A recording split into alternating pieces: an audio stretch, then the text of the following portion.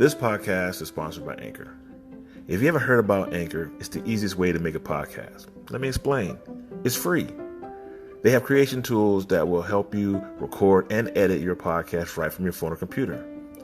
Anchor will distribute your podcast for you, so you can be heard on Spotify, Apple Podcasts, and many more. You can make money from your podcast. There are no minimum listenerships.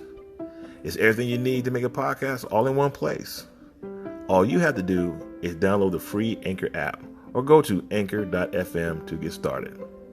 Hey, if I can do it, how they say as easy as a caveman can do it, you can do it.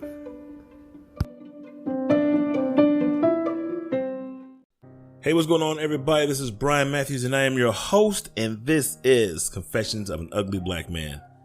I want to start this off as a little bit different, but we're still going to get to the point. You know me, I kind of go left, right, then I finally like, boom, target in.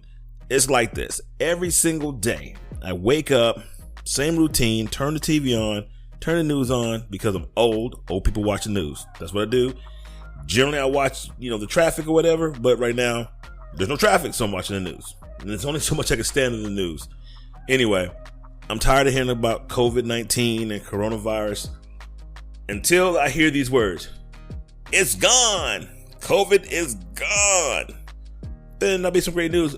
Until then, I'm like, now what? To make things worse, to make matters worse, I'll say, the freaking Democrats are still attacking Trump for stuff that he's done and things he's doing. It's no secret that Trump has corrupt people working for him, but these guys are good.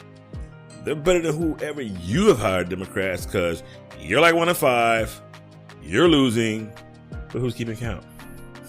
Anyway, I just wanted to provide something positive and hopefully motivating as well as uplifting, despite what's going on in the world. We're Americans. Or we're Americans. No, we're Americans. And we have a long history of kicking ass and taking names. So with that being said, man, let's get this thing going. First, I want to go ahead and say this podcast is actually dedicated to Nick Greeley. Nick Greeley was a friend of mine way back in 1988. He recently passed away, I found out today, and it kind of touched me that I wanted to speak on behalf of not necessarily of Nick Greeley, but by speaking on his character as it imprinted on me way back in the day when I was only 19. Now, when I was 19, I joined the Army. Now, I'm just going to break some things down. I know you're not stupid, but hey, if you learn something, don't fight it. An army, from the Latin word arma, or arms, weapons, via Old French armée, spelled A-R-M-E-E, ground force or land force, which is a force of fighting primarily on the land. In the broad sense, it is a land-based military branch. Now, the service branch of armed service of the nation or state, it may also include aviation assets by possessing an Army aviation component. A little historical fact, the Air Force, they came from the Army. They were called the Army Air Corps. You're welcome. Now, me, this is the way I look at it. Now, the Army takes a group of people, often between the ages of 18 and 21, and these people come from different walks of life. And the Army trains them to fight as one mind, working in unison to accomplish any given task or mission. When I say one mind, it's not like, robots, we will. No, they understand the process. The training says that this is how they move. They move as a unit. And often one person being an individual. Yeah, it's kind of like Call of Duty. The one guy who runs to the left, he usually dies first. Hate to say it, that's often me. But anyway, I met Nick Greeley, like I said, in 1988. Now, it's no secret that in most situations, people of like minds and qualities, they generally gravitate toward each other. So I kind of came to the group last. I was one of the last people to come into the unit. So we were all privates at the time.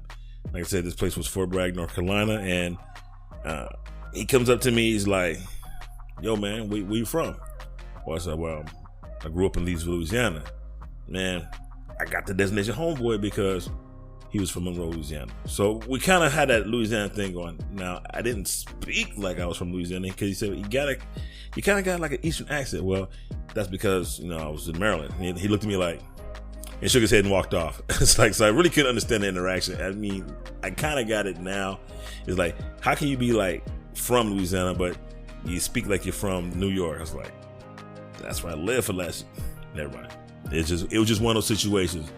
But still, you know, I was part of this eclectic group, you know. So if I would describe Nick Greeley, I would say he was probably the brains of the operation, you know, more of a ringleader. And there was a few other people. We were a tight group, and no surprise, we were all black. Patrick Scott, Julius Flowers, Sean Robinson. There's a guy named Dancing Barry. He's a tall, funny-looking black dude. I cannot remember his name for nothing because he wasn't really around long. I think he was like one of the people for like 2 years, and then he was gone. And of course, there was me. Everybody had a role, and Nick, he was more of the ringleader, kind of the brains of the outfit. And Patrick was our resident player, pretty boy. Julius, well, he was a wild boy, and that's all I'm gonna say. That's being polite. He was a wild boy before Steve-O. He was definitely a wild boy. Sean was the local from Fayetteville, so he was kind of like our liaison to where the those shorties was at with the women. And then me, well, I was the enforcer. Yeah, even back then, I had the propensity of whooping ass. Don't ask me why. I was an angry young man. I don't know. Just somehow it was always me and Julius who stayed in trouble. For whatever reason, we were always in front of the first sergeant for something we either said or did. Now, nonetheless, Staff Sergeant Burroughs was someone who kept an eye on all of us, you know, because we were a group, quote unquote. We figured since we really couldn't join the fraternity because we were in the military, that we'd form our own.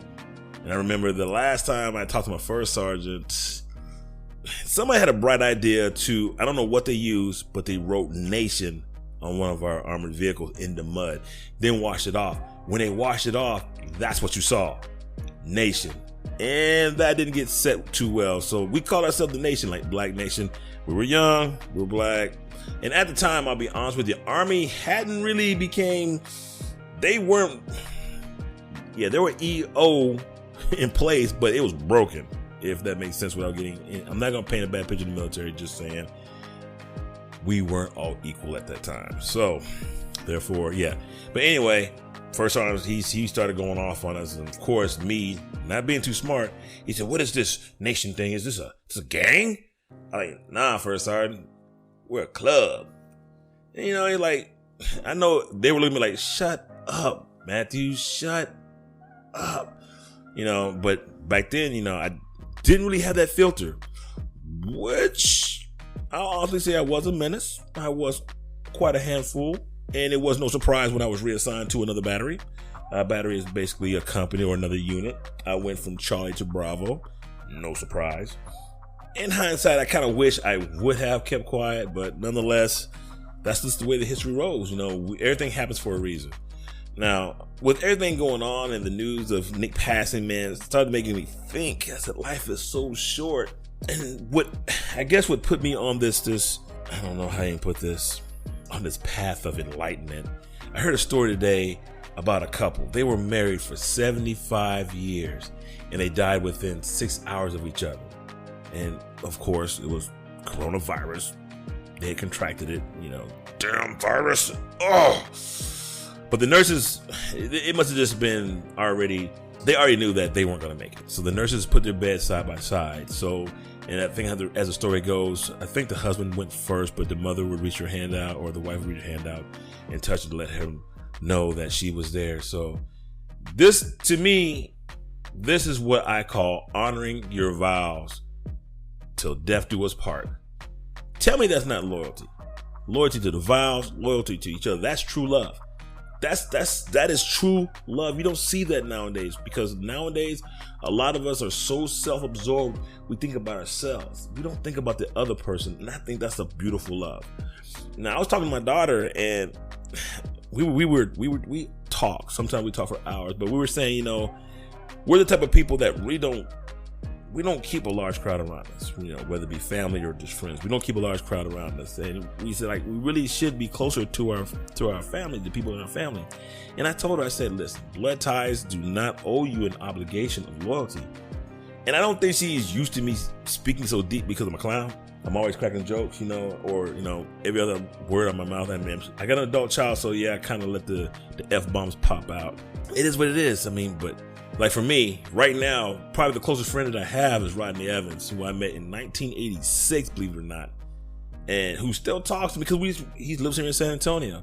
And I told him, I said, man, you know, you're always there, man. And I kind of appreciate the COVID virus because he worked his ass off. He's all over the place. I mean, the man stayed gone, but COVID made him slow down a little bit, and we got to reconnect, and we talked a lot. And I said, man, I really appreciate your friendship. He says, well, I know how it is to be in a location without any family, so I'm there. I really do appreciate it. So if one good thing about the COVID virus, it hooked us up. Me and my friend we've gotten a lot closer. So yeah, good times. And I'm not talking about we're having a sit down kumbaya moment, but it just let us realize that there's so many more things to do in life than just work, So I say this, you got these neighborhood apps and you got people out there reaching out or whatever. Hey, take this time to get to know your neighbor. Take this time to just don't be like this guy right here, antisocial.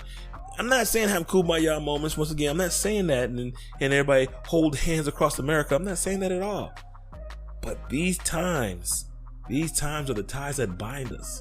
This is something that we're going to be able to tell our grandchildren, and their children's children will be reading about these times, depending on how, the end goes. Right now, everything is still good. Now, the one thing I did touch on earlier was about loyalty. And in the military, and that's all branches, loyalty is key. Be loyal to whom you serve. Loyalty to God and loyalty to country. Well, of course, be loyal to your family too, but definitely God and country. Now, this is just straight from the Army, because why? I'm a retired Army, so of course I'm going to pump up the Army. Bear true faith and allegiance to the United States Constitution, the Army, and your battle buddies. This may sound strange to you, but right now, having a battle buddy, someone you can trust, you're actually giving them someone to believe in you. And yeah, you may not be in the military, you may be civilians, but guess what? You can call it battle buddy, you can call it ride or die, ride or live, however you want to look at it. Get you someone close, someone that you can believe in. Because trust me, I honestly believe there are a couple names that I could throw out there, and if I needed them, they'd be there. Now, like I said, I haven't seen Nick in over 30 some odd years, but when I got his message, friend request on Facebook, I didn't hesitate, because we were battle buddies back then, and Facebook, although it may be questionable at times, it's helped me to reconnect with a lot of guys. As of recently, Gary Brazil, Clayton Frugier, and his son, who I remember was a little boy who is now a productive young man. Billy Combs, Robin McAvoy, Steve Marshall, John Alger, John Hale, Ben Hildring. These guys actually convinced me not to retire and ride into combat or to the combat zone with them. They said, hey, Sarge, you taught us. You trained us. You got to ride with us. And I did. I rode with them, and we hit that 18 months over there in Iraq. And there are so many more names, and if I didn't mention you, don't get all butthurt. You probably didn't listen to the podcast anyway. Just kidding. But no, there's so many more names out there, because the simple fact of the matter is, battle buddies are bonds for life. Okay, you may be separated by a geographic location, but they're bonds for life. Friends, they come and they go. You know you're good friends because they're always there, per se. But when you have a battle buddy, or I'll use a civilian term, ride or die, ride or live, you have your hermanos, your brothers. That means something. That's a bond that's usually unbreakable. And remember, tomorrow is not promised. So if you live the day like it's your last day. That's just me saying it. And no, I'm not freaking on this, I'm going to live my life to the best I can. Nah, I'm still going to screw up, because that's what I do. I screw up on occasion, but I'm just telling you, I'm giving you an enlightened moment. When I say about people who've touched me, and as I listen to this, it kind of sounds like I'm up on stage and I'm doing the change of responsibility. And no, what I'm doing is I'm opening the door to get an insight of who this guy is, and I'm also throwing some names out there. One name that really stands in particular, this guy, he actually got me to do the 180. A lot of people say, well, he did 360. Well, if you do a 360, doesn't mean you go back to fucking up, which I often do 360s to go back to fucking up. But his name is at the time, was Staff Sergeant John Figueroa. And he's the one person who believed in me, despite all the crap he heard about me. He took me in, trained me, made me into a badass gunner, Then sent me to the Sergeant E5 board, and I don't know what they call it now because, I feel like a Vietnam vet when I talk about the military nowadays because things have changed so much. But he's the one who believed in me. And one of the proudest days that I had in the military is when I went back to Fort Sill, Oklahoma, and shook his hand as a Sergeant First Class. Because of him. So I don't know, Mr. Figueroa, I'll call you Mr. because I'm pretty sure you're retired now. If you even hear this, thank you. And like I said, I'm not trying to make this sound like a daggone go away speech. I ain't going nowhere. It's one of those things that when you start thinking real deep. And that's what I want you to do. I want you to listen to this podcast, start thinking deep. I'm not talking about your smoke buddies or the dudes that you're always getting into trouble with. But what I'm talking about is the bonds of that one guy that you know for a fact that he calls you up and says, hey, I need you, man. And you're there. I'm not a David Goggins or Navy SEAL or a Tim Kennedy Special Forces UFC fighter. I'm not one of those guys. I'm not famous. But I know I've left my mark because I have so many people, so many former soldiers, so many just people that I've touched that actually don't think I'm a scumbag. I mean, thank you. I know I got my scumbag moments because I'm not going to lie, man. I'm a Giant Richard at times. That's just me. It's either you get the grizzly bear or the teddy bear. Most likely you get the grizzly bear. I know I've left an impact. And the one thing I can say, there's nothing I brag about. It's nothing I say, ha ha ha, that's my badge of honor. I never lost a soldier. And that is one thing that I feel proud that I brought back a father. I brought back a son. I brought back a brother. And there was even cases that I brought back a mother, sister, or daughter. So that's a good thing for me. That says I did what I was supposed to do. And as I read through his page and I saw all the people that he's touched, the people that admired him, it's like, you know what? I understand, because there was something about that dude that he walked around like he was a private like me, but he walked around like he owned the place. You know what? And that right there is something that kind of like, so you know what? Walk the walk, talk the talk. So with that being said, Nick, man, Godspeed and be safe to your next journey.